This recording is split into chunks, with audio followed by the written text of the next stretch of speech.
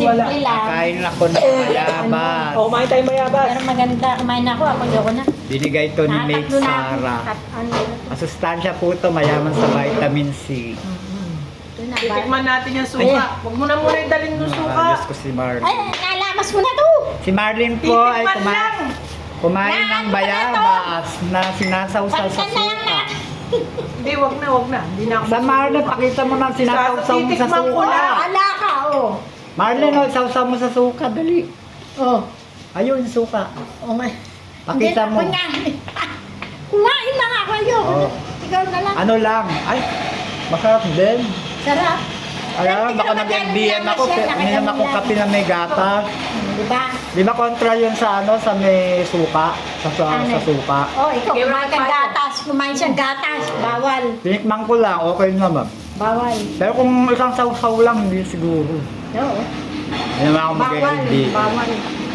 Kumain ka na ano pa. Eh ako ho, kumakain akong bayabas. Inaalis ko ang boto.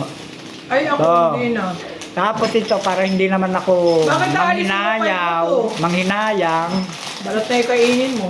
papakuluan ko muna sa tubig, iinumin ko at lalagyan ko ng asukal, yung asukal. Kaya wala din tapon, di ba? Sa ayaw ko kumain ng bayabas na may buto, gawin nyo lang, Ay, sarap na. Kaya lang, ginagawa. alisin mo yung buto, i-separate mo. Tapos, separate ko. Ala ka na makakain pag inalis mo yung buto! Kakainin mo siya. Wala. Pagka naubos mo yan, yung buto, pakuluan mo sa tubig mainit. Lagyan mo naman siya ng asukal. Walang tapon, di ba? Kumbaga, i-recycle mo. Yung sa nag-vlog pa kayo ko, yung nagbumukbang naman na high blood.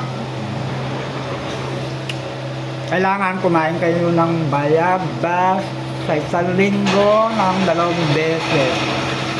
Mga 2-3 piraso sa isang linggo. Mayaman kasi ito sa ano, vitamin C.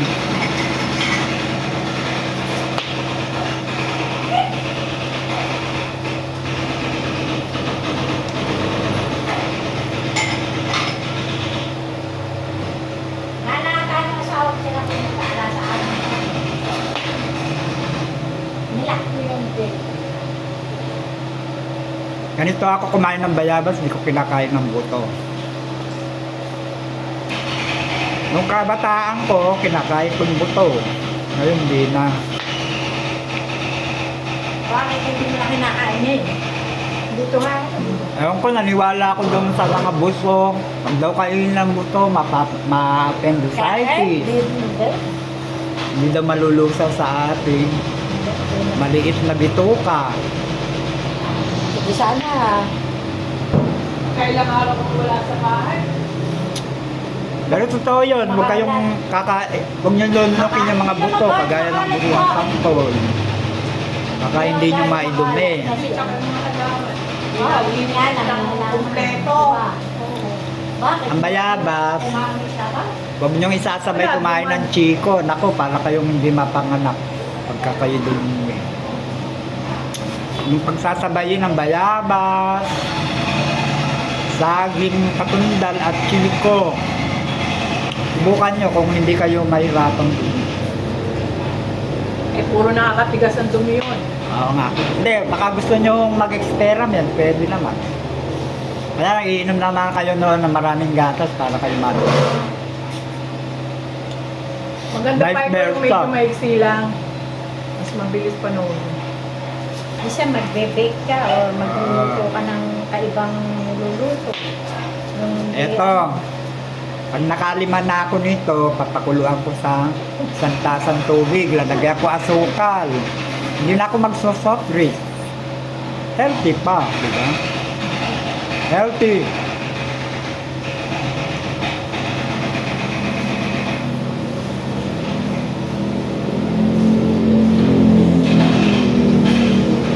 Oh, yung sumba doon. Salamat sa watching. Saan? Sa ano, sa plaza. Libre? Libre ba yun? Ewan ko, nakikita ko sila. Bayabas tayo. Sabi ko, doon na